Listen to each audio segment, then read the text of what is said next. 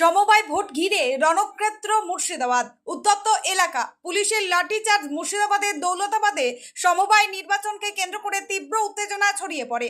অভিযোগ রয়েছে যে বাম, কংগ্রেস এবং তৃণমূলের মধ্যে বারবার সংঘর্ষ ও হাতাহাতির ঘটনা ঘটে। পরিস্থিতি নিয়ন্ত্রণে আনতে বিশাল পুলিশ বাহিনী ঘটনাস্থলে পৌঁছায়, তবে তাতে উত্তেজনা প্রশমিত হয়নি। এমনকি উর্দিধারী পুলিশ কর্মীদের উপর হামলার অভিযোগ উঠেছে। অবশেষে আইন শৃঙ্খলা বজায় রাখতে র্যাব মোতায়েন করা হয় এবং দুপক্ষকে ছত্রভঙ্গ করতে লাঠিচার্জ করা হয়। এই সংঘর্ষে পুরো এলাকা কার্যত রণক্ষেত্রে পরিণত হয়। মহারাজপুর কৃষি উন্নয়ন সমবায় সমিতিতে 43টি আসন রয়েছে। গত ভোটে সিপিএম 43টি আসনে জয়লাভ করে। এবছর ওই 43টি আসনের মধ্যে সিপিএম ও 21টি আসনে এবং কংগ্রেস 22টি আসনে প্রার্থী দেয়। শুরুর দিকে ভোট শান্তিপূর্ণভাবে চলছিল, এতে শাসক দলের কপালে চিন্তার ভাঁজ পড়ে। এরপরে তৃণমূলের আশ্রিত বহিরাগত গুন্ডা বাহিনী লাঠি সোঁটা নিয়ে হামলা চালায় বলে অভিযোগ। এমনকি ভোটাররা যাতে ভোট গ্রহণ কেন্দ্রে আসতে না পারে সেই জন্য বিভিন্ন জায়গায় পথ অবরুদ্ধ করে রাখা হয় বলে অভিযোগ উঠেছে। কি ঘটনা বলতে ভোট আমাদেরকে ভোট দিতে যেতে দিচ্ছে না, আর রাস্তাতেই হচ্ছে বলছে স্লিপ দেন, ভোটের কার্ড দেন, দেখি কাকে ভোট দিবে, এই বলে আমাদেরকে টিএমসি লোকেরা ধরছিল। কিন্তু আমি আপনারা স্লিপ দেখার কে, আপনারা কি কিসের জন্য দেবো, আপনারা কি অফিসার, কেন আপনাদেরকে দিব, এই বলে মারধর। সেই আমাদের জোট প্রার্থী প্রদীপ, কংগ্রেসের প্রার্থী প্রদীপকে মেরে নাক মুখ ফাটিয়ে দিয়েছে। আমাদের হচ্ছে আমাদেরই ছেলে টিএমসির লোকেরা মেরে ফাটালো। ওই যে শাসাচ্ছে আমাকে বলছে মিডিয়া করবি না, ওই যে আঙুল দেখাচ্ছে, ক্ষমতা থাকলে ঠেকাক, এখানে চলে আসুক। আমি মেয়ে ছেলে, আমি একাই পারবো ওদেরকে ঠেকাতে, দেখছি ওদের ক্ষমতা। ভোট একটা হাইকোর্টের নির্দেশে হচ্ছিল, শান্তিপূর্ণ হচ্ছিল, হাইকোর্টের নির্দেশে একটা গন্ডগোল হয়েছে, কি বলবেন এখানে? গন্ডগোল তো আমরা তেমন কিছু বুঝতে পারছি না। এটা ভোট কেন্দ্র, ভোট ক্ষেত্রে কোনো জায়গায় না কোনো জায়গায় কিছু এরকম হয়, সেটা হয়। আর আপনাদের কেউ আহতটা হতে হয়েছে না আমার কাছে খবর। তো বিরোধী দল বলছে যে তৃণমূল গন্ডগোল পাকালো, সেরকমভাবে একটা সমবায়ের ভোট ওদেরই ছিল, সমবায়টা ওদেরই ছিল। মানুষ কি স্বতঃস্ফূর্ত ভোট দিতে আসবে বলে এই গন্ডগোল?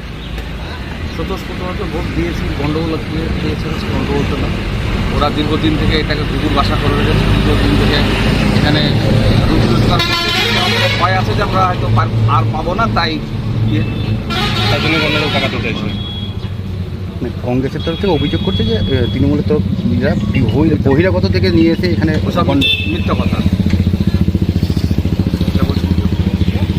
77% ভোট হয়েছে দেখলাম, মানে মানুষ তাহলে স্বতঃস্ফূর্ত হয়ে ভোট অবশ্যই 77% ভোট।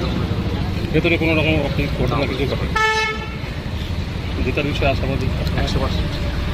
ঠিক, ওকে, থ্যাংক ইউ। কি বলবো বলুন তো, শেষ থেকে শুরু করব না প্রথম থেকে শেষ, মানে শেষের দিকে যাব, আমি তো নিজেই বুঝতে পারছি না।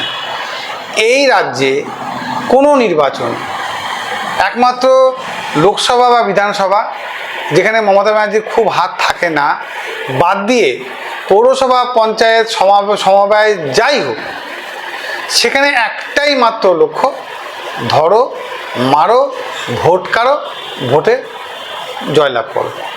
এছাড়া কোনো তত্ত্ব পশ্চিমবঙ্গ সরকার মানুষের কাছে তারা উপস্থাপনা করতে পারেনি। ফলে আজকের ঘটনাটাও ঠিক তার ব্যতিক্রম নয়। দৌলতাবাদ হাই স্কুলে আজকে সমবায়ের ভোট হচ্ছে। অনেক দিন আগের থেকেই শাসক দল জানে যে অন্ততপক্ষে এই সমবায় নির্বাচনে তাদের অবস্থা ভালো না, শাসক দলের অবস্থা ভালো না, শাসক দলের মানসিকতাও ভালো না। খুব স্বাভাবিক কারণে গতকাল রাত্রি থেকেই আমরা দেখলাম যে বহরমপুর পঞ্চায়েত সমিতির সভাপতি আইনুজ্জিন মণ্ডল তিনি বাইক বাহিনী নিয়ে গোটা এলাকাটাতে দাপিয়ে বেরিয়ে একটা ভোটারদের মনে একটা ত্রাসের সৃষ্টি করতে চাইছে। পুলিশ অফিসারদেরকে জানানোর পর তারা বলতে চাইছেন, আমাদের ব্লক সভাপতি তারা ফোন করে জানিয়েছিল যে এই ধরনের বাইক বাহিনী ঘুরছে, এটা ভোটাররা বিচলিত হবে। পুলিশ অফিসার বলছে তাহলে পাল্টা আপনারাও ঘোরেন, অর্থাৎ তখন মানে আপনারাও ঘোরেন, ওরাও ঘুরুক, একটা কিছু লড়াই হোক, তখন আমরা গিয়ে মোটামুটি এদেরকে দুটো, আপনাদের 6টা কেস দিয়ে দেবো, ব্যাস আমাদের দায়িত্ব শেষ। অর্থাৎ এই গণ্ডগোলের আগে কালকে রাত্রির থেকে পুলিশের আরও বেশি সজাগ হওয়া উচিত ছিল। 2, যারা গণ্ডগোল করছেন তারা মমতা ব্যানার্জিকে কতটা সাহায্য করছেন জানি না, তাদের নিজস্ব তল্পা গোছানোর জন্য তারা মানুষের মধ্যে একটা ধারণা তৈরি করে দিয়েছেন যে তৃণমূল মানেই দুর্বৃত্ত, তৃণমূল মানেই চুরি ডাকাতির দল, তৃণমূল মানেই ভোট লুট করা দল। এই তত্ত্বটাকে তারা কিন্তু খুব ভালোভাবে তারা মানুষের সামনে প্রতিষ্ঠা করেছে। এটা আমাদের একটা লাভ বলতে পারেন। মমতা ব্যানার্জি কতটা ক্ষতি, মমতা ব্যানার্জি কতটা লাভ, সেটা মমতা ব্যানার্জি বিচার করবেন। কিন্তু এই সমস্তগুলো করে মানুষের মধ্যে আজকেও আমাদের সেখানকার টেন্ট ভেঙে দেওয়া হয়েছে। আমাদের যিনি উপপ্রধান প্রদীপ, তাকে মেরে মাথা ফাটিয়ে দেওয়া হয়েছে। অর্থাৎ সমবায় নির্বাচন হয় যাই হোক, আমার তো মনে হচ্ছে আগামী দিনে তৃণমূল কর্মীদেরকে বা তৃণমূল নেতৃত্বকে কোনো বিয়ে বাড়ি বা জন্মদিনেও বোধহয় নিমন্ত্রণ করা ঠিক না। কারণ ওরা যেখানেই পৌঁছাবে সেখানে হয়তো দেখা যাবে ফার্স্ট ব্যাচে বসবো না লাস্ট ব্যাচে বসবো, এটা নিয়েও মারামারি লাগিয়ে দেবে।